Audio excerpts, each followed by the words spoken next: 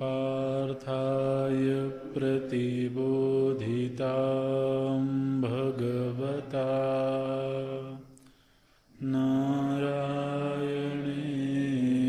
स्वयं व्यासेन ग्रथितां पुराणमुनिना मध्ये महाभारतम् अद्वैतामृतवर्षिणीं भगवतीम्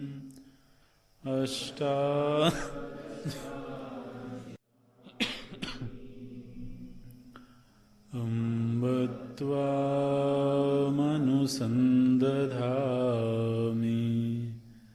भगवद्गीते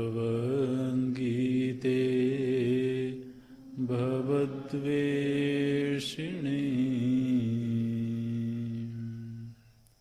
नमोऽस्तु ते व्यासविशालबुद्धे फुल्लारविन्दायतपत्रनेत्र येन त्वया भारततैलपूर्णः प्रज्वालितो ज्ञानमयप्रदीप प्रपन्नपारिजाताय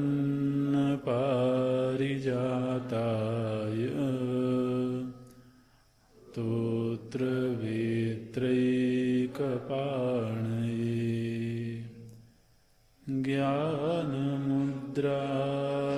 कृष्णाय गीतामृतदुहे नमः। सर्वोपनिषदो गावो दुग्धा गोपालनन्दनः पार्थो वत्सः सुधीर्भोक्ता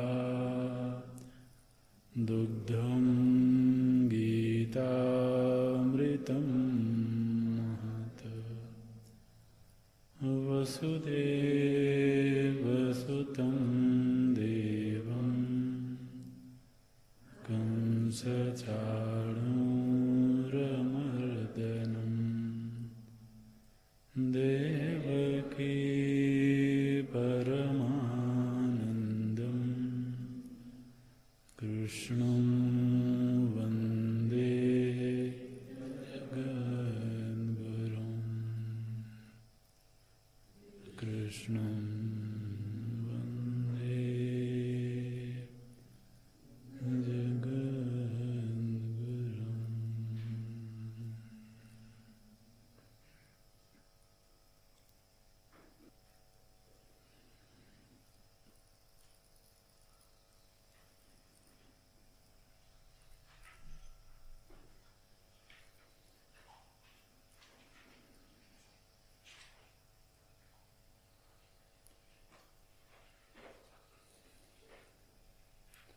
इन्द्रियाणि मनो बुद्धिः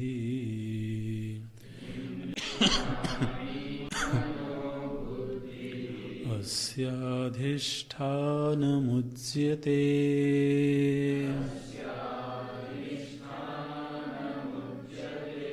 एतैर्विमोहयत्येष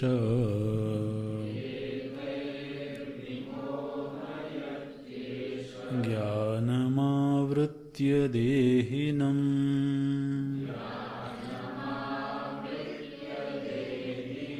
तस्मात् त्वमिन्द्रियाण्यादौ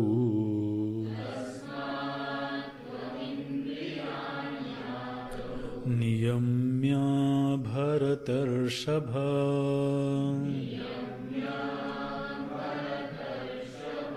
पाप्मानं प्रजहिह्येनम्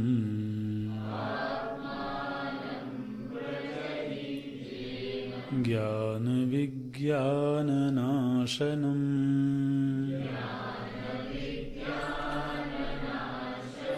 इन्द्रियाणि पराण्याहुः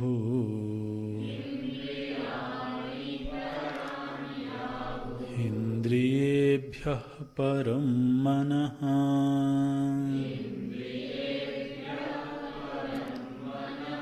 मनसस्तु परा बुद्धिः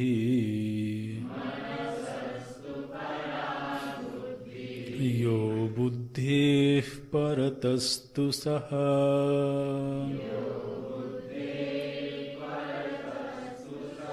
इन्द्रियाणि पराण्याहुः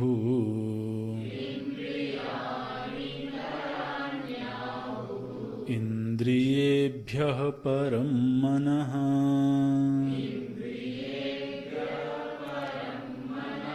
मनसस्तु परा बुद्धिः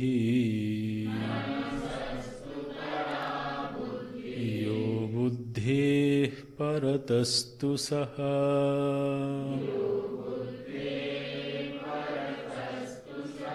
एवं बुद्धेः परं बुद्ध्वा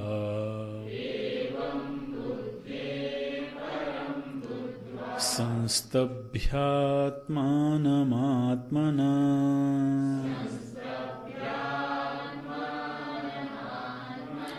जहि शत्रुं महाबाहो। कामरूपं दुरासदम् एवं बुद्धेः परं बुद्ध्वा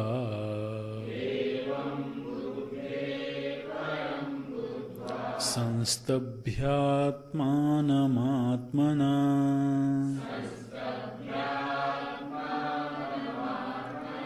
जहि शत्रुं महाबाहो। कामरूपं दुरासदम् कामरूपं दुरासदम्।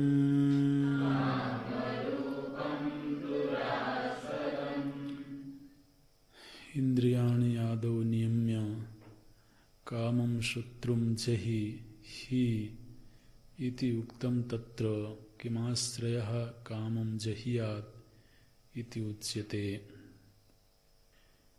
इंद्रियाणि श्रोत्रादीनि पंचदेहं स्थूलं बाह्यं परिच्छिन्नं च अपेक्ष्य सौक्ष्म्य अंतरस्थत्व व्यापित्वादि अपेक्ष्य पराणि प्रकृष्टानि आहुः पंडिताः। तथा इंद्रियेभ्यः परं मनः संकल्प विकल्पात्मकं तथा मनसः तु परा बुद्धिः निश्चयात्मिका। तथा यह सर्वदृश्येभ्यो बुध्यन्तेभ्याभ्यन्तरः यं देहिनम् इन्द्रियादिभिः आश्रयैः युक्तः कामो ज्ञानावरणद्वारेण मोहयतीति उक्तं स बुद्धेः दृष्टा परमात्मा। एवं बुद्धेः परम् आत्मानं बुद्ध्वा ज्ञात्वा संस्तभ्य सम्यक् स्तम्भनं कृत्वा स्वेन एव आत्मना संस्कृतेन मनसा सम्यक् समाधाय इत्यर्थः। जहि एनं शत्रुं हे महाबाहो कामरूपं दुरासदं दुःखेन आसद आसादनं प्राप्तिः यस्य तं दुरासदं दुर्विज्ञेय अनेक विशेषम् इति। इति श्री महाभारते शतसाहस्र्यां संहितायां वैयासिक्यां भीष्म पर्वणि श्रीमद्भगवद्गीतासु उपनिषत्सु ब्रह्मविद्यायां योगशास्त्रे श्रीकृष्णार्जुन संवादे कर्मयोगो नाम तृतीयोऽध्यायः।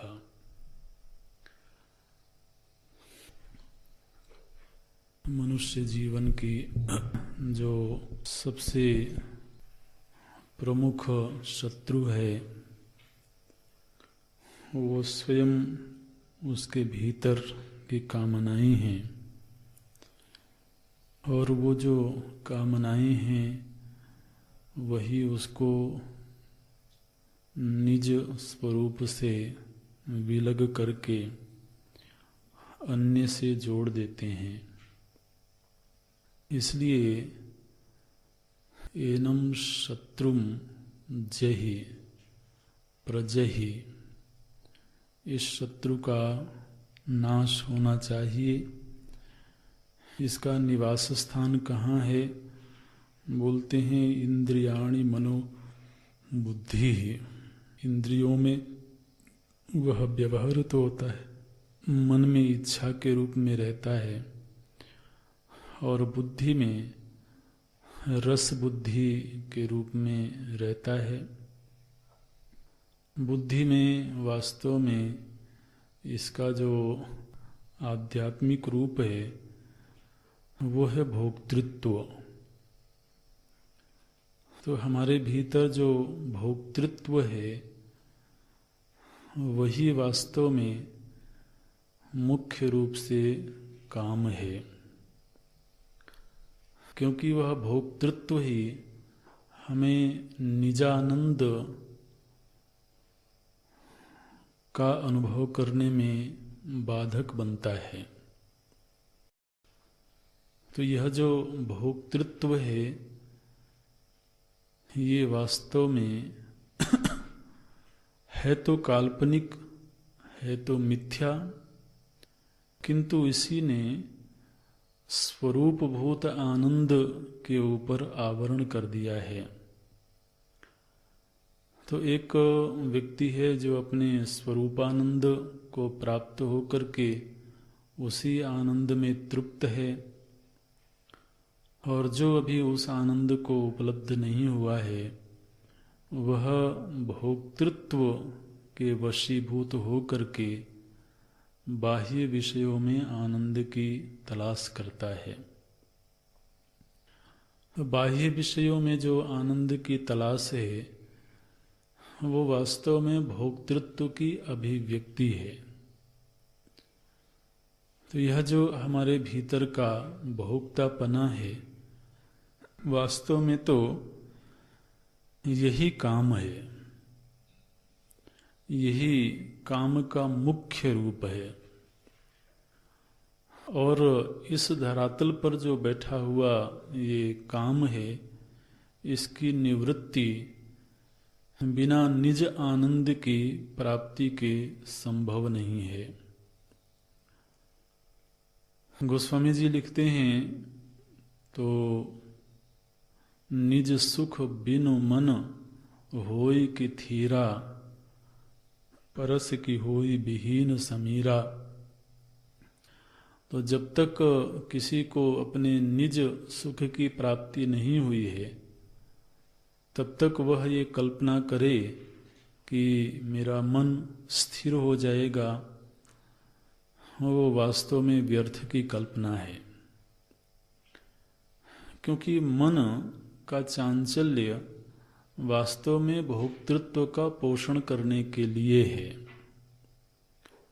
हमारे बुद्धि में जो भोक्तृत्व बैठा हुआ है वही तृप्त होना चाहता है, संतुष्ट होना चाहता है।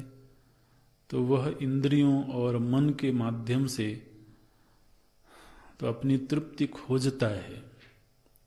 इसीलिए विषय से विषयांतर में जो मन की यात्रा है वह उस भोक्तृत्व का पोषण करने के लिए ही है। इसलिए बुद्धि में जो ये काम है ये भोक्तापना के रूप में है,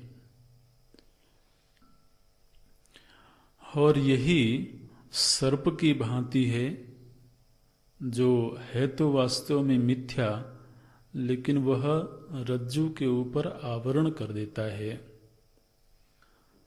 इसी तरह से यह जो भोक्तापना है इसने हमारे ही निज आनंद के ऊपर आवरण कर दिया और हम उससे वंचित अपने आप को अनुभव कर रहे हैं। यही वास्तव में तो मूल शत्रु है। तो जब भगवान शत्रु की ओर संकेत करते हैं तो बोलते हैं काम एष क्रोध एष। तो लगता है कि बड़ी हल्की बात कर रहे हैं। काम और क्रोध ये तो बड़ी बहिरंग भावनाएं हैं, लेकिन वास्तव में अंततः वो भोक्तृत्व है। भोक्तृत्व की अभिव्यक्ति ही विविध भावनाओं के रूप में होती है। तो दुनिया के जितने भी प्रकार के सुख हैं वो वास्तव में इस भोक्तृत्व का पोषण करने वाले हैं। इसलिए इसका निवारण कैसे होगा, तो बोलते हैं कि इसके लिए तो आत्मचिंतन करना होगा। यह जो भोक्तृत्व है यह जब बार बार मन को और इंद्रियों को बहिर्मुखी बनाता है, विषयाभिमुखी बनाता है और फिर विषयों से बांध देता है, तो इसको प्राप्त जो ज्ञान है, शास्त्र और आचार्य से प्राप्त ज्ञान भी तो छिप जाता है। तो भावनाओं की प्रबलता, आवेगों की प्रबलता, आवेशी जीवन वो ज्ञान विज्ञान को संभाल नहीं पाता है। इसलिए जिसका जीवन जितना आवेशों से भरा हुआ है, काम का आवेश है, क्रोध का आवेश है, लोभ का आवेश है, ईर्षा, मात्सर्य, द्वेष, ये सारे जो आवेश हैं ये उसके ज्ञान विज्ञान के ऊपर पर्दा डाल देते हैं।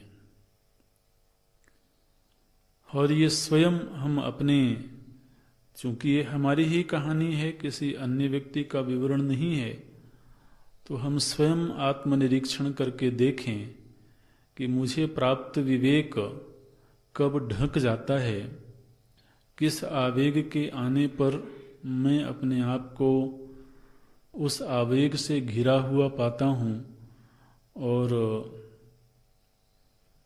जो भी प्राप्त विवेक है वो कहीं पटाक्षेप में चला जाता है। तो इसलिए बोलते हैं ज्ञान विज्ञान नाशनम। ये ज्ञान और विज्ञान को ढकता है। नाशनम का अर्थ माने अगर कोई प्रमा प्राप्त है तो उसको नाश तो नहीं किया जा सकता है, लेकिन उसके ऊपर ये हावी हो जाता है, उसको ढक देता है। तो ये तो काम के अधिष्ठान की चर्चा हो गई। अब इसका निवारण कैसे होना चाहिए, तो सबसे पहले तो भगवान संयम की बात करते हैं। तस्मात् तुम इंद्रियादौ इंद्रियाणि आदौ नियम्य। सबसे पहले संयम का अभ्यास करें, और फिर संयम सधने लगे तो फिर तो अंतरंग ध्यान शुरू होना चाहिए, अंतर यात्रा आरंभ होनी चाहिए। वो अंतर यात्रा कैसे आरंभ होगी, बोले उसको ये खोज करना होगा कि सबसे सूक्ष्म, सबसे अंतरंग और सच में सबसे व्यापक वस्तु कौन सी है। उसी सूक्ष्मता के तारतम्य से यहाँ पर ये श्लोक हैं आगे के। ये श्लोक हम लोगों ने उपनिषद में पढ़े हैं बोलते हैं भगवान, इंद्रियाणि पराणि आहुः इंद्रियेभ्यः परम मनः मनसस्तु परा बुद्धि यो बुद्धेः परतस्तु सः। तो बोलते हैं देखो, सबसे पहले तो इंद्रियों का नियमन किया जाए, संयम का अभ्यास किया जाए, और जब संयम का अभ्यास हो जाए, होने लगे, तो फिर व्यक्ति को आत्मचिंतन शुरू करना चाहिए। आत्मचिंतन की प्रक्रिया क्या है? तो बोले वो सूक्ष्मता के तारतम्य से अनुसंधान करे, परता के तारतम्य से वह अनुसंधान करे, तो वो पाएगा कि इंद्रियाणि पराणि आहुः, इंद्रियों को परम कहा गया है। किसकी अपेक्षा से परम कहा गया है, ये यहां पर श्लोक में नहीं बताया गया। इंद्रियाणि पराणि आहुः, आहुः माने कहा गया है, विद्वानों ने कहा है। विद्वानों ने ये कहा है कि जो इंद्रियां हैं वो पर हैं। किसकी अपेक्षा से पर हैं? भगवान भाष्यकार उसमें जोड़ते हैं, श्रोत्रादीनि पंच देहम स्थूलम बाह्यम परिच्छिन्नम च अपेक्ष्य। यह जो स्थूल देह है, इस स्थूल देह की अपेक्षा इंद्रियां पर हैं। पर है मने क्या? तो ये भाष्य बिल्कुल वही का वही है जो हम लोगों ने उपनिषद में पढ़ा है। सौक्ष्म्य, अंतरस्थत्व, व्यापित्वादि। पर शब्द का अर्थ होता है, जब हम कहते हैं कि ये इससे पर है, तो उसके 3 मापदंड हैं। वह सूक्ष्म है, अंतरस्थ है और व्यापक है। तो ये जो इंद्रियां हैं, ये स्थूल शरीर की अपेक्षा ज्यादा सूक्ष्म हैं, अंतरस्थ हैं और व्यापक हैं। ये पहली कड़ी है। माने जब आत्मचिंतन आरंभ हुआ तो साधक को स्थूल शरीर को छोड़ करके इंद्रियों में अवस्थित होना चाहिए। एक संक्रमण हुआ, एक अतिक्रमण हुआ कि वह स्थूल शरीर से उपराम होकर के सूक्ष्म शरीर और मुख्य रूप से इंद्रियों में उसकी अवस्थिति हो गई। फिर बोलते हैं इंद्रियेभ्यः परम मनः, इंद्रियों की अपेक्षा मन पर है। तो मन में भी वही तीनों लक्षण घटेंगे। इंद्रियों की अपेक्षा मन सूक्ष्म है, आभ्यंतर है और व्यापक है। फिर मनसस्तु परा बुद्धि, मन की अपेक्षा से बुद्धि परम है। और बुद्धि है परतः तु, और जो बुद्धि से भी आगे है, बुद्धि से भी ज्यादा सूक्ष्म, अंतरंग और व्यापक है, वो कौन है? भगवान बोलते हैं सह। ये सह कौन है? भगवान भाष्यकार उसमें जोड़ते हैं दृष्टा, परमात्मा। तो यहां पर 4 सोपान भगवान बताते हैं। इंद्रियां स्थूल शरीर की अपेक्षा पर हैं, फिर इंद्रियों की अपेक्षा मन पर है, मन की अपेक्षा बुद्धि पर है, और बुद्धि से भी जो पर है वो परमात्मा है या वो दृष्टा है। एवं बुद्धेः परम बुद्ध्वा, ये जो 42वां श्लोक है, इसमें तो एक व्यवस्था बताई गई कि आध्यात्मिक स्थिति इस तरह की है। हमारे लिए आदेश क्या है? तो बोलते हैं बुद्धेः परम बुद्ध्वा,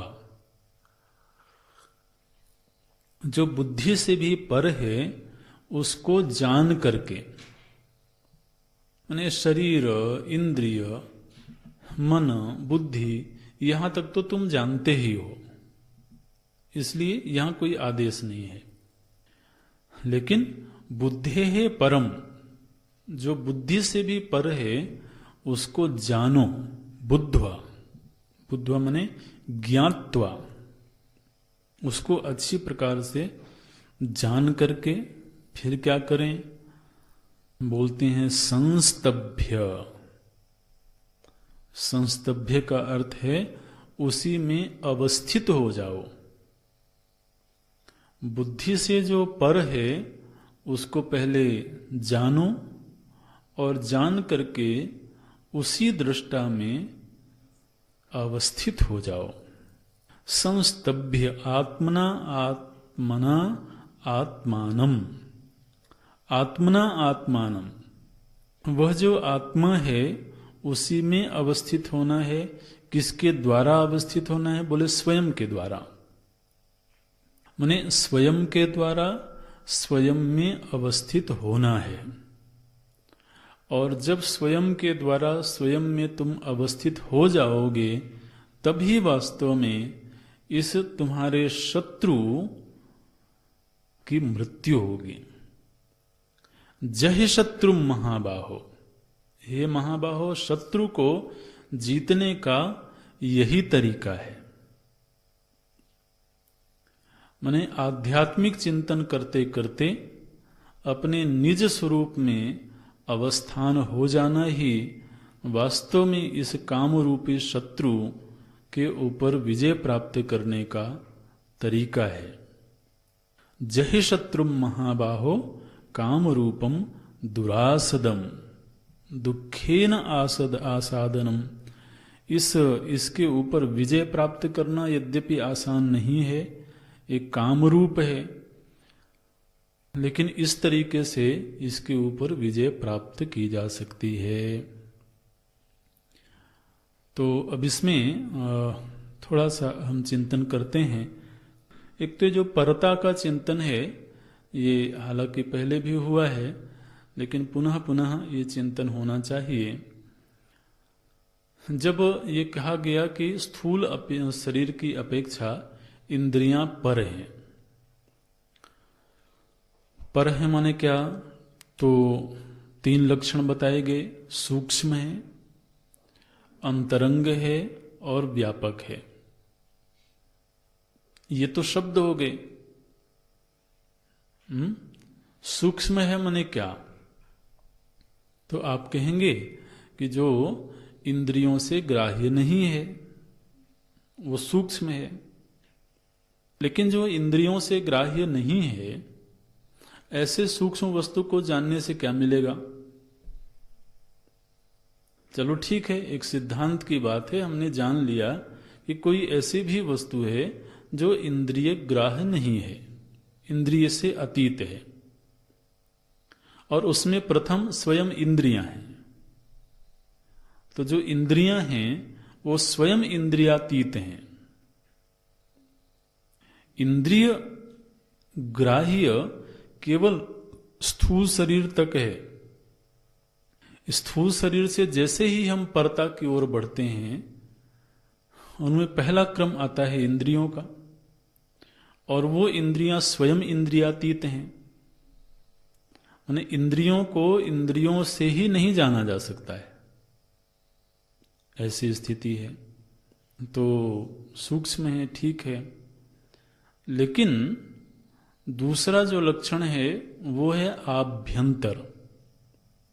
आभ्यंतर का अर्थ होता है, माने आभ्यंतरता का जो तारतम्य है, जो क्रम है, वो क्रम ऐसा है कि जिसकी अनुभूति प्रथम होती है। आभ्यंतर, अंतरंग हम उसको कहेंगे जिसकी अनुभूति पहले होती है, वो आभ्यंतर है। जिसकी अनुभूति बाद में होती है वह बहिरंग है। तो आभ्यंतर और बहिरंग इसका पैमाना है कि अनुभव के क्रम में पहले कौन आता है। ये कसौटी हम इन सभी जो एक से दूसरा पर है, दूसरे से तीसरा पर है, उनमें लगा करके देखें तो स्थूल शरीर की अपेक्षा इंद्रियों का होना पहले मालूम पड़ता है। अच्छा, तीसरा जो लक्षण बताया गया वो है व्यापक। व्यापक माने क्या होता है?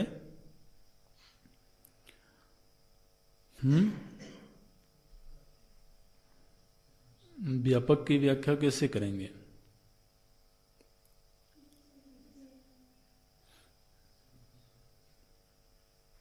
हम्म हम्म व्यापक का अर्थ है, हाँ, नहीं नहीं, निराकार नहीं। देखो इतना पढ़ा है लेकिन आप कुछ बोल नहीं पा रहे हो। हाँ, सर्वगतम। हम्म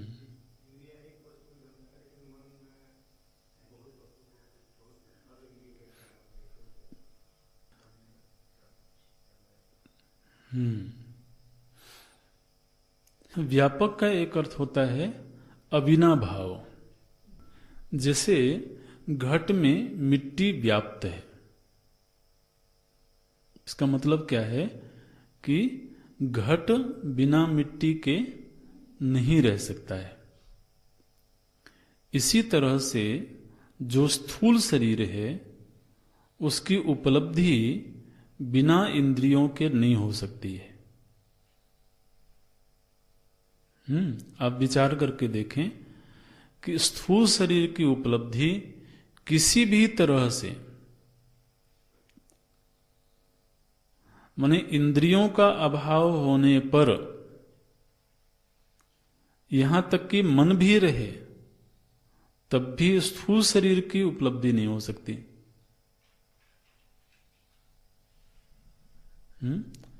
स्थूल शरीर इंद्रियग्राह्य है, माने हम नेत्र से देखते हैं उसको। अब नेत्र नहीं होगा तो कैसे दिखेगा? स्पर्श इंद्रिय से स्पर्श करते हैं तो पता लगता है स्थूल शरीर है,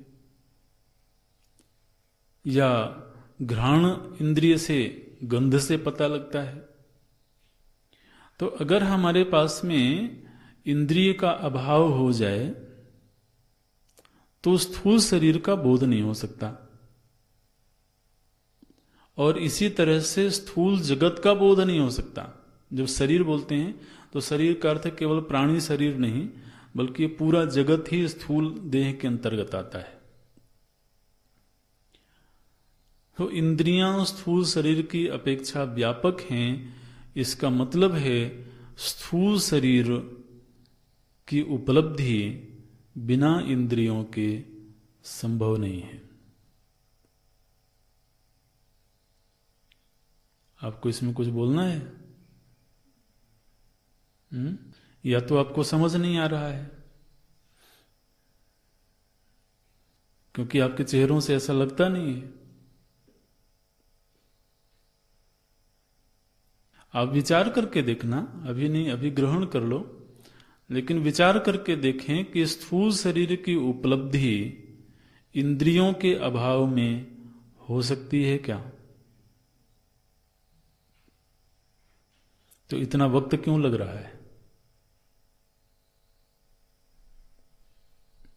इसी तरह से इंद्रियों की अपेक्षा से मन सूक्ष्म है, पर है। माने क्या? इंद्रियों की उपलब्धि मन के बिना नहीं हो सकती, और अनुभव के क्रम में पहले मन का अनुभव होता है, बाद में इंद्रियों का अनुभव होता है। तो सूक्ष्मता के तारतम्य से देखें तो स्थूल शरीर की अपेक्षा इंद्रियां सूक्ष्म हैं, और अभ्यंतर के तारतम्य से देखें तो स्थूल शरीर की अपेक्षा इंद्रियों का अनुभव पहले है। व्यापकता के संदर्भ से देखें तो स्थूल शरीर की अपेक्षा इंद्रियां व्यापक हैं, क्योंकि इंद्रियों के अभाव में स्थूल शरीर का बोध नहीं हो सकता है। इसी तरीके से आप यही लक्षण घटाएं इंद्रियों की अपेक्षा से मन में, तो वहां पर भी यही मिलेगा कि इंद्रियों की अपेक्षा से मन सूक्ष्म है, आभ्यंतर है, प्रथम अनुभव का विषय बनता है, और व्यापक है, माने प्रत्येक इंद्रिय के व्यवहार में मन की व्याप्ति है, इस तरह से। और मन की अपेक्षा से बुद्धि पर है। बुद्धि पर है माने बुद्धि ज्यादा सूक्ष्म है। इसलिए जिसका अंतःकरण ज्यादा निर्मल नहीं होता है, वो ज्यादा सूक्ष्मता में प्रविष्ट नहीं हो पाता, तो उसके जीवन में भावनाओं का अतिरेक तो होगा, लेकिन बुद्धिमत्ता की कमी होगी। अनेक ऐसे लोग देखे जाते हैं। आप देखिए, जो भाव है, भाव तो मनुष्येतर प्राणियों में भी देखा जाता है। जो दूसरे पशु पक्षी आदि हैं, उनमें भी भाव का स्तर देखा जाता है, लेकिन विचार नहीं देखा जाता। तो कोई प्राणी भावुक हो सकता है, क्योंकि भावनाएं बुद्धि की अपेक्षा बहिरंग हैं, बुद्धि की अपेक्षा से स्थूल हैं। जो बुद्धि है वो ज्यादा सूक्ष्म है,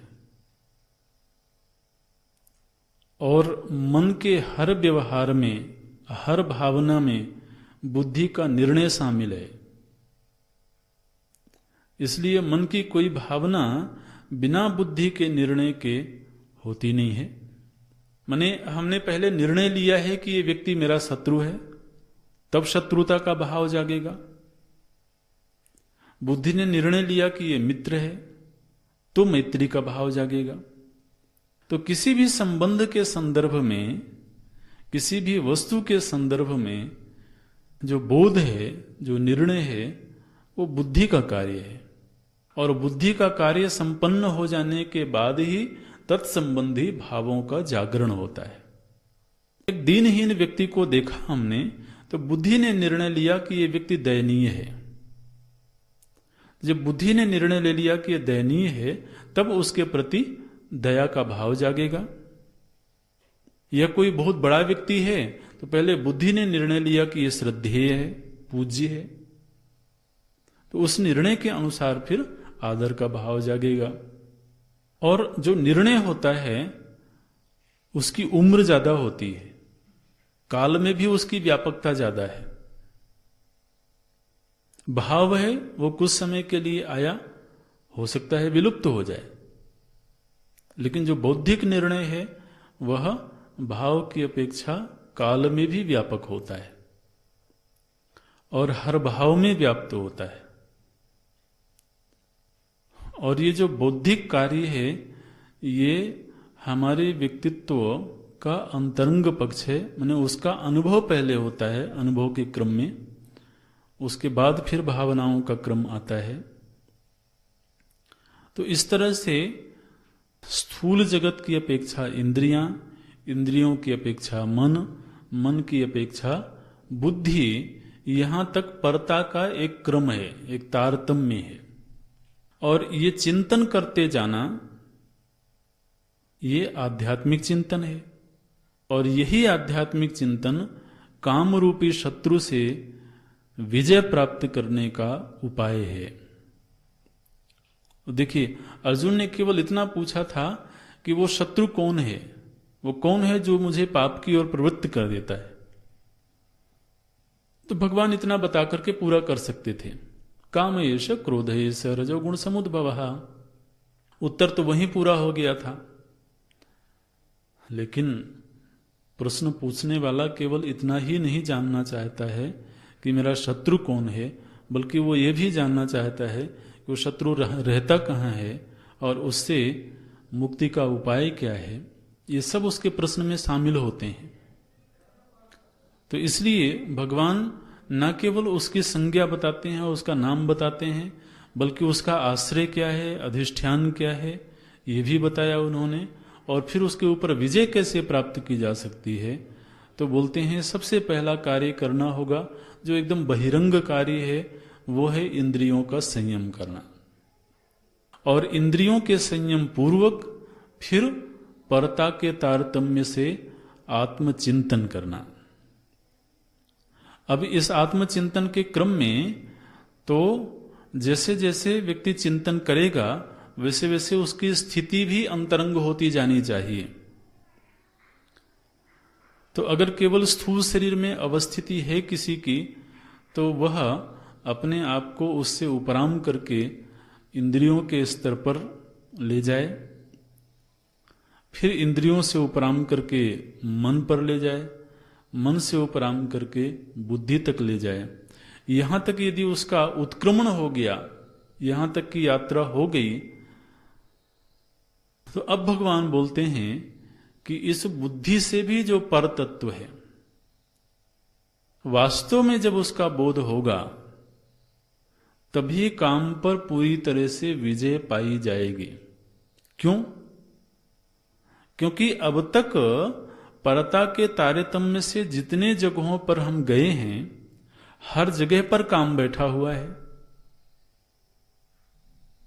ये पहले ही भगवान बताए हैं कि इंद्रियों में भी काम का वास है, मन में भी काम का वास है और बुद्धि में भी काम का वास है।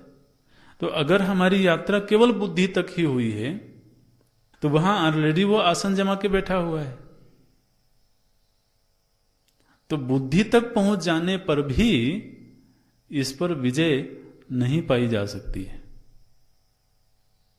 इसका मतलब क्या है? इसका मतलब यह है कि कोई बहुत विचारशील हो जाए, कोई बहुत बड़ा विद्वान हो जाए, बहुत समझदार हो जाए और ये सोच ले कि मैंने काम पर विजय पा लिया है, वो सोच सही नहीं है। क्योंकि वहां भी वो आसन लगा के बैठा हुआ है रसबुद्धि के रूप में, और जब वहीं स्वीकृति मिल गई है उसको, आसन लगा के बैठा हुआ माने क्या? उसको जगह दे दी गई है कि तुम यहां बैठ सकते हो। तो अब जब उसको वहां जगह मिल गई है तो महाराज वहां वो शासक बनकर के रहेगा। इसलिए बुद्धि ने यदि निर्णय लिया है कि विषय में सुख है, तो फिर इंद्रिय मन चाहे कुछ भी कर लें, बॉस तो पहले से ही विराजमान है वहां। इसलिए बुद्धिमान होने तक भी व्यक्ति इस शत्रु पर विजय प्राप्त कर ले, ऐसा नहीं है। इसलिए भगवान फिर क्या बोलते हैं? एवं बुद्धे परम बुद्धवा। जब बुद्धि के पर जो तत्व है, उस तत्व का जब बोध होगा, उसका जब ज्ञान होगा, तो यहां पर दो कार्य बताए हैं प्रभु जी ने। एक तो बुद्धवा और फिर संस्तभ्य। पहले उसको जानना है और फिर उसी में अवस्थित होना है। अवस्थित होना माने उसी में निष्ठा प्राप्त करना। उसमें अवस्थिति कैसे होगी? तो बोलते हैं आत्मना आत्मानम आत्मना। आत्मना की व्याख्या करते हैं भगवान भाष्यकार, संस्कृतेन मनसा सम्यक समाधाय इत्यर्थः। तो उस दृष्टा में पूरी तरीके से अवस्थान कब होगा? बोले जब पहले मन को सुसंस्कृत किया गया हो, उसको स्वच्छ किया गया हो, निर्मल किया गया हो, और ऐसे मन का फिर उसमें समाधान किया जाए, उसमें समाविष्ट किया जाए, तब जाकर के स्वरूप में अवस्थान होगा। और यह जो स्वरूप में अवस्थान है, यही वो तरीका है जिससे शत्रु पर विजय प्राप्त किया जाए। इसलिए देखिए, साधना का क्रम बताने के बाद में भगवान अंतिम वाक्य क्या बोलते हैं? जहि शत्रु महाबाहो। तो आप तो अभी दृष्टा का चिंतन करवा रहे थे, इंद्रियों से लेकर के और दृष्टा तक चिंतन को ले गए हमारे।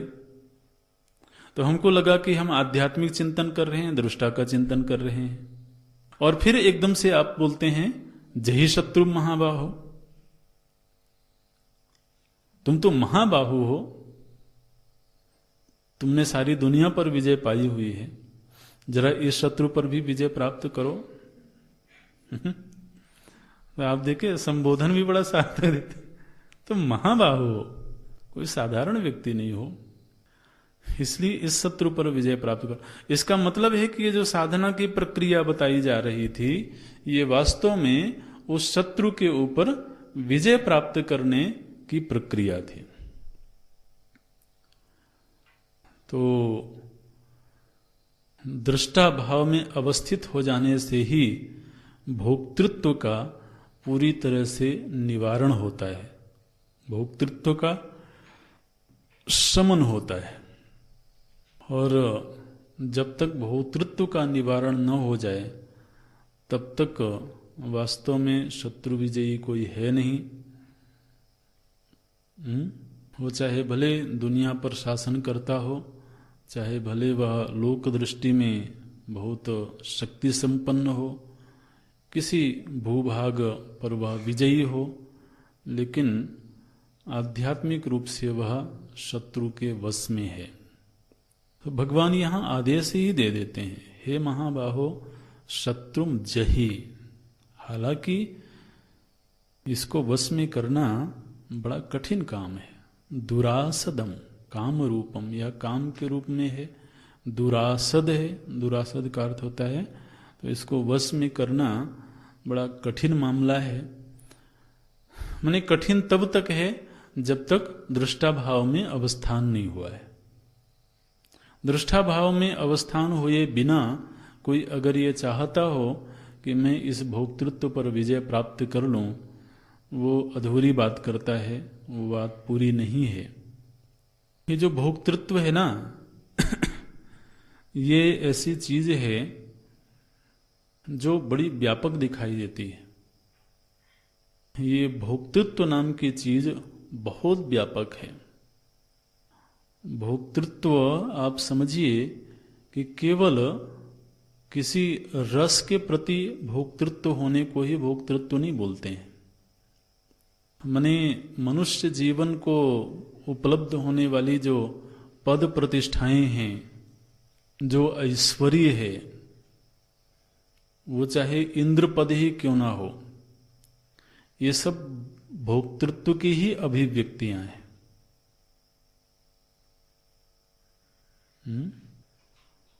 तो काम का जो सबसे सूक्ष्म रूप है वो भोक्तृत्व है जो बुद्धि में बैठा हुआ है, जो विज्ञान में कोश में है। इसलिए ये जो काम शब्द बोलते हैं ना, ये स्त्री पुरुष संयोग को जो काम के रूप में अभिव्यक्त करते हैं, ये वास्तव में उसका बहुत ही एक छोटा सा हिस्सा है, एक पक्षीय हिस्सा है। भोक्तृत्व एक बहुत व्यापक वस्तु है। भोक्तृत्व की ही एक छोटी सी अभिव्यक्ति है वो, लेकिन सभी के जीवन में वो नहीं होता है। कोई व्यक्ति होता है जो पद के प्रति बहुत आसक्त है, तो किसी पदासक्ति की वजह से वो अपने संबंधों को छोड़ देता है, अपने खान पान को छोड़ देता है। तो सबके जीवन में भोक्तृत्व की अभिव्यक्ति के अलग अलग रूप हो सकते हैं। किसी के जीवन में भोक्तृत्व की अभिव्यक्ति पदासक्ति के रूप में हो सकती है, किसी के जीवन में भोक्तृत्व की अभिव्यक्ति किसी व्यक्ति पर आसक्ति के रूप में हो सकती है, किसी के जीवन में बल पर आसक्ति के रूप में हो सकती है, ऐश्वर्य के प्रति। महाराज जमीन के टुकड़े के लिए लोग अपनों का ही मर्डर कर देते हैं। और जमीन के प्रति भोक्तृत्व प्रकट हुआ वहां। और कहीं एक व्यक्ति के लिए आदमी सारी जमीन गिरवी रख देता है। तो अब ये भोक्तृत्व कितने तरह से प्रकट होगा, ये तो बड़ा व्यापक है। इसलिए जब भगवान शत्रु की चर्चा करते हैं तो आप मुख्य रूप से इस प्रसंग में समझना, बुद्धि में बैठा हुआ यह जो भोक्तृत्व है, यही वास्तव में काम है। इसी की अभिव्यक्ति क्रोध, लोभ, ईर्ष्या, जितने तरह के भावनात्मक वृत्तियां हैं, उन सभी के रूप में होता है।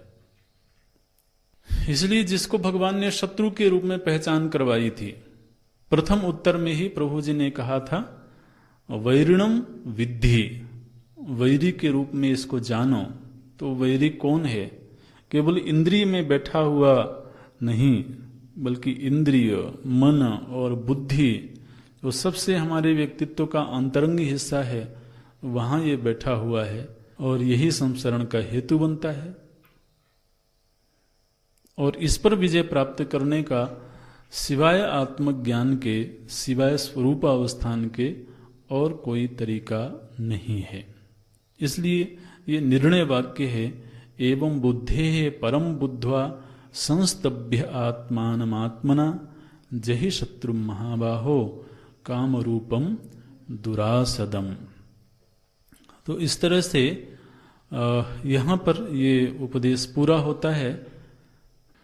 तो इस अध्याय का यदि हम एक बार विहंगावलोकन करें कि इस अध्याय में किस तरह से विषय का प्रस्तुतिकरण हुआ है,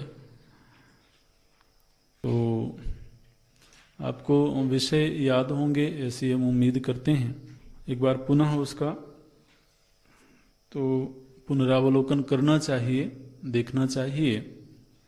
तो द्वितीय अध्याय में मुख्य रूप से विषय प्रस्तुत किया गया सांख्य बुद्धि और योग बुद्धि, और सांख्य बुद्धि की प्रधानता थी।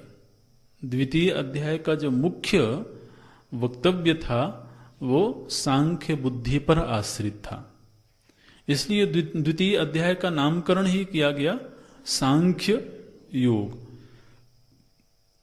और उस सांख्य योग माने सांख्य बुद्धि की प्राप्ति के लिए योग बुद्धि को उपाय के रूप में बताया गया। लेकिन जो मुख्य वक्तव्य है, अधिकतम श्लोकों में जो उपदेश है वो सांख्य बुद्धि का है, क्योंकि सांख्य बुद्धि शोक निवृत्ति का आत्यंतिक उपाय है। लेकिन साथ ही बीच बीच में भगवान योग बुद्धि की प्रशंसा भी करते हैं। जब बीच बीच में योग बुद्धि की प्रशंसा हुई तो अर्जुन के मन में ये प्रश्न उठा, योग बुद्धि की बीच बीच में प्रशंसा की गई और साथ में जब जब अर्जुन को सीधे एड्रेस करने की बात आई तो भगवान ने हमेशा अर्जुन को कर्म करने का आदेश दिया। तो इस उपदेश को सुनने के बाद अर्जुन के मन में एक स्वाभाविक सा प्रश्न उठा कि भगवान आप तो दोनों ही बुद्धियों की चर्चा करते हैं और दोनों बुद्धियों की चर्चा करते हुए मुझे ऐसा लगा कि आप सांख्य बुद्धि को श्रेष्ठ समझते हैं। तो यदि आप सांख्य बुद्धि को श्रेष्ठ समझते हैं तो आप मुझे सांख्य बुद्धि का वर्णन करने का आदेश दीजिए। तो आप जब मुझे आदेश देते हैं तो कहते हैं युध्यस्व, तुम युद्ध करो। तो ऐसी स्थिति में मुझे ऐसा लगता है कि आपके वाक्यों में कहीं कुछ मिश्रण दिखाई देता है। व्यामिश्रेणेव वाक्य न बुद्धि मोहयसीव में तद एकम वद निश्चित्य, उनमें से आप मुझे एक आदेश दीजिए। तो मुझे मिश्रित वाक्य दिखाई देते हैं। ऐसा अर्जुन ने आत्मनिवेदन किया, अपनी समस्या रखी भगवान के सामने। प्रभु जी ने जब उत्तर देना आरंभ किया तो सबसे पहले ये जो आक्षेप किया गया था व्यामिश्रेणेव वाक्येन, इसका प्रभु जी ने निषेध किया। तो जो पहला भगवान का उत्तर है वो ये उत्तर है कि मिश्रित वाक्य नहीं बोले गए हैं। ये तुम्हारी अपनी गलत समझ है कि मिश्रित वाक्य बोले गए हैं। अन्यथा तो वेदों में भी दो तरह की बुद्धियों का वर्णन है और यहां पर भी द्वितीय अध्याय में हमने दो बुद्धियों की ही चर्चा करी है। इसलिए लोकेस्मिन द्विविधा निष्ठा पुरा प्रोक्ता मयानघ। तो दो तरह की निष्ठाएं हमेशा ही बताई गई हैं, इसमें किसी भी प्रकार का मिश्रण नहीं है। जो प्रथम आक्षेप है उसको भगवान ने एक तरह से नकार दिया। फिर जो दूसरी बात थी कि आप सांख्य बुद्धि को योग की अपेक्षा श्रेष्ठ समझते हैं, भगवान ने इस पर कुछ नहीं बोला। माने इसमें भगवान की स्वीकृति है कि सांख्य की अपेक्षा, वो योग की अपेक्षा सांख्य बुद्धि श्रेष्ठ है, ये स्वीकृति है। फिर तीसरी बात जो थी अर्जुन की कि तद एकम वद निश्चित्य, आप मुझे एक बात का आदेश करिए। तो फिर उस पर प्रभु जी ने बोलना आरंभ किया, और उसमें एक बात प्रभु जी ने क्या कही, वो ये कही कि तुम्हें कर्तव्य कर्म करना चाहिए। माने अर्जुन को जो मुख्य रूप से एक बात कहने के मांग कर रहा था अर्जुन, तो प्रभु जी ने आदेश दिया कि तुम नियतम कर्म कुरु, तुम नियत कर्म करो। और यह जो एक आज्ञा है, इस एक आज्ञा का पोषण करने के लिए कि तुम्हें मैं कर्म करने के लिए क्यों कह रहा हूं, इसके लिए कम से कम 7-8 हेतु बताए प्रभु जी ने। आप पूरे अध्याय का अवलोकन करेंगे तो प्रभु जी ने 7-8 हेतु बताए कि इन वजहों से मैं तुमको कर्म करने के लिए कह रहा हूं। वो 7-8 हेतु क्या हैं, आप स्वयं ही एक बार दोहराएंगे तो आप पाएंगे। तो उन 7-8 हेतुओं में तो आप एक बार उन श्लोकों को देख सकते हैं। तो सबसे पहले प्रभु जी ने जो हेतु बताया, पहला जो हेतु बताया, वो हेतु ये बताते हैं कि अर्जुन,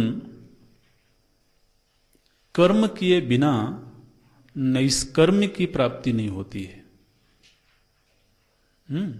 न कर्मणाम आरंभात नैष्कर्म्यम पुरुषः अश्नुते। और जो परम श्रेय है वो नैष्कर्म्य है। तो जो परम श्रेय है, जिस श्रेय को तुम पाने की बात कर रहे हो, उस परम श्रेय की प्राप्ति कर्म का त्याग किए बिना, कर्म का त्याग करके संभव नहीं है। इसलिए जो प्रथम हेतु देते हैं कि नैष्कर्म्य की सिद्धि बिना कर्म किए नहीं हो सकती है, इसलिए तुमको कर्म करना चाहिए, ये पहला हेतु दिया गया।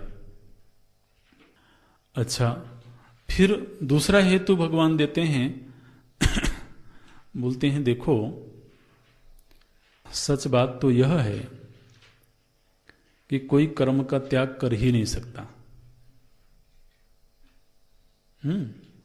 तो जब कोई कर्म का त्याग कर ही नहीं सकता है, तो कर्म त्याग की बात करना कहां तक जायज है।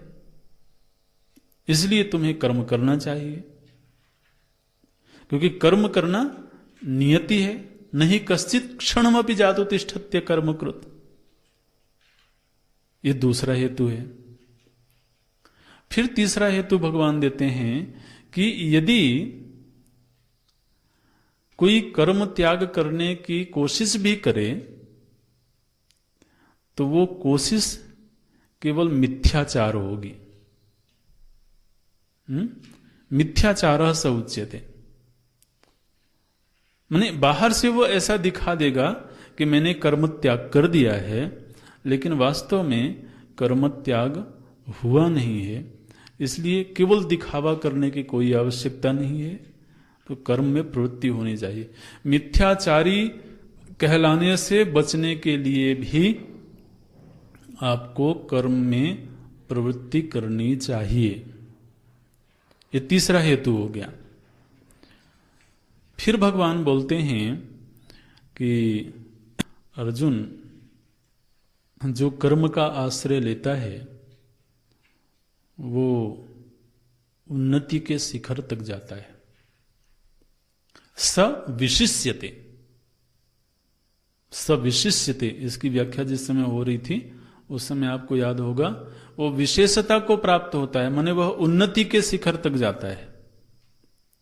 तो कर्म ही वो तरीका है जो व्यक्ति को उन्नति के मार्ग में ले जाता है।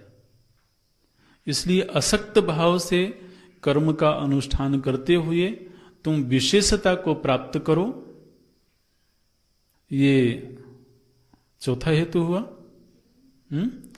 अच्छा, फिर भगवान बोलते हैं कि अर्जुन, ये जो शरीर की यात्रा है ना, ये शरीर यात्रा भी प्रसिद्ध नहीं होती है, माने सुखमय यात्रा नहीं होती है यदि कोई अकर्मण्यता का वर्ण कर ले। तो अकर्मण्यता का वर्ण करने से शरीर यात्रा अपि न प्रसिद्धेत। आप ध्यान रखना, ये जितने उपदेश हैं ये सारे के सारे उपदेश तुमको नियत कर्म करना चाहिए इस आदेश के ऊपर हेतु के रूप में है कि तुम्हें जो मैं ये आदेश दे रहा हूं कि तुम्हें कर्म करना चाहिए, वो आदेश मैं क्यों दे रहा हूं। तो उसकी अनेक दलीलें दे रहे हैं, अनेक हेतु भगवान बताते हैं। उसमें एक हेतु भगवान ने बताया, शरीर यात्रा पिचते न प्रसिद्धेत अकर्मण। अकर्मण्यता का जीवन जीने से शरीर यात्रा की प्रसिद्धि नहीं होती है। इस तरह से 5 हेतु हुए। ये 5 हेतु देकर के 9वें श्लोक में भगवान आदेश दे देते हैं। 8वें श्लोक में भी आदेश दिया, 9वें श्लोक में भी आदेश देते हैं। नियतम कुरु कर्मत्वम, तुम अपने कर्तव्य कर्म का आचरण करो। लेकिन उस कर्तव्य कर्म में यदि कहीं बंधन का भय हो तो उस बंधन के भय से निकलने के लिए 9वें श्लोक में वो तरीका बता देते हैं कि किस तरीके से कर्म करने से तुम बंधन से बचे रहोगे। उसके लिए प्रभु जी ने आदेश दिया, तदर्थम कर्म कौन्तेय मुक्त संगः समाचर। तो आप समझिए कि इस पूरे उपदेश की ये प्राण पंक्ति है। 9वें श्लोक का जो दूसरा वाक्य है वो भगवान की आदेश पंक्ति है कि तुम्हें तद एकम वद्य निश्चित, ऐसा जो अर्जुन ने पूछा था, तो उसका ये मूल उत्तर है। तदर्थम कर्म कौन्तेय मुक्त संगः समाचर। अच्छा, तो एक तरीके से 5 हेतु दिए गए और फिर अर्जुन को आदेश दे दिया गया। फिर भगवान बोलते हैं कि कर्म तुम्हें इसलिए भी करना चाहिए क्योंकि ये समूची सृष्टि की जो व्यवस्था है वो यज्ञ भावना से संचालित हो रही है, और यज्ञ भावना का पोषण होता है कर्म करने से। तो 6ठा हेतु भगवान देते हैं कि यदि तुम कर्म का त्याग कर दोगे तो तुम एक तरह से सृष्टि में बनी हुई जो यज्ञ भावना की व्यवस्था है उस व्यवस्था में व्यवधान डालोगे।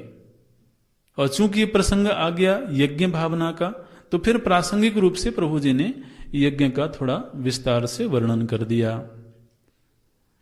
ये मुख्य विषय नहीं है यज्ञ का वर्णन, लेकिन चूंकि प्रसंग आ गया तो इसलिए उस प्रसंग के अनुरोध से प्रभु जी फिर 10वें श्लोक से तो यज्ञ का उपदेश आरंभ करते हैं और वह चलता है 16वें श्लोक तक। और फिर ज्ञानी की चर्चा करते हैं जो उस यज्ञ के दायरे से बाहर है, और 19वें श्लोक में पुनः आदेश देते हैं। बिल्कुल वही के वही वाक्य हैं जो 9वें श्लोक में थे, वही 9वें श्लोकों की बात, 9वें श्लोक की बात 19वें श्लोक में फिर से दोहराते हैं। तस्माद असक्तः सततम कार्यम कर्म समाचर, असक्तो ह्याचरण कर्म परमाप्नोति पुरुषः। इस तरह से तो तुम्हें नियत कर्म करना चाहिए और ईश्वरार्पित भाव से कर्म करना चाहिए। ये तो हुआ आदेश वाक्य, और इस आदेश का पोषण करने के लिए 6 हेतु दिए। फिर एक 7वां हेतु देते हैं। 7वां हेतु क्या देते हैं? बोले लोक संग्रहम एवं अपि, लोक संग्रह की दृष्टि से भी तुमको कर्म करना चाहिए, क्योंकि जो आत्मज्ञानी महापुरुष हैं वो भी लोक संग्रह का कार्य करते हैं। लोक संग्रह की दृष्टि से भी तुम्हें कर्म ही करना चाहिए, ये इसी बात का पोषण करते हैं। और फिर अपना दृष्टांत देते हैं भगवान, मैं स्वयं कर्मों में वर्तन करता हूं। और फिर 30वें श्लोक में जाकर के पुनः तीसरी बार प्रभु जी ने उसी बात को दोहराया, कर्तव्य कर्म करो और ईश्वरार्पित भाव से कर्म करो, विवेक बुद्धि पूर्वक ईश्वरार्पित भाव से कर्तव्य कर्म का आचरण करो।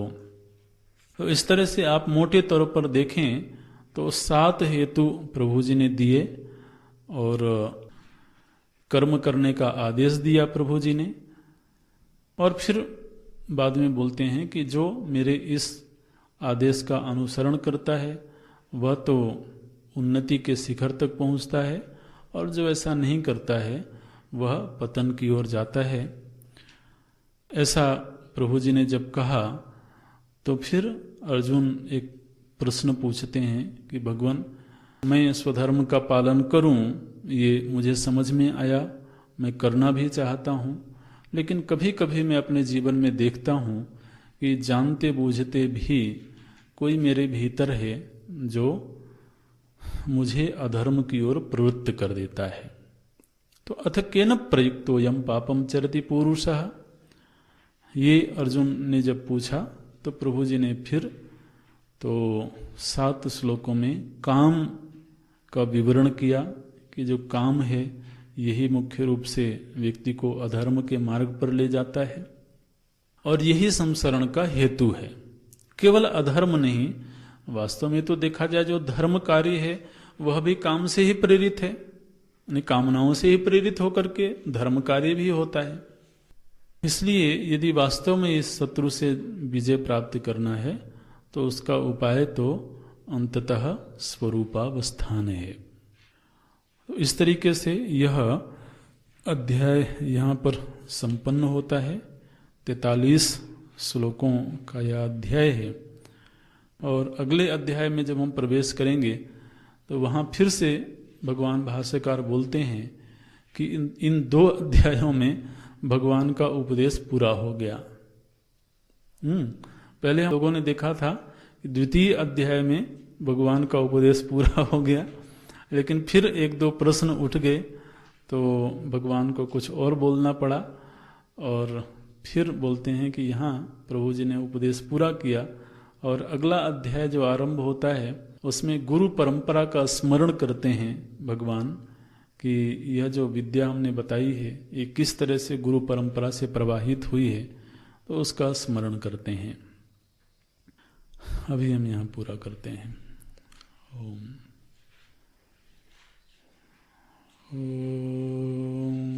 पूर्णमदः पूर्णमिदं पूर्णात् पूर्णमुदच्यते पूर्णस्य पूर्णमादाय पूर्णमेवावशिष्यते। ॐ शान्ति शान्ति शान्तिः। हरिः ॐ श्री गुरुभ्यो नमः।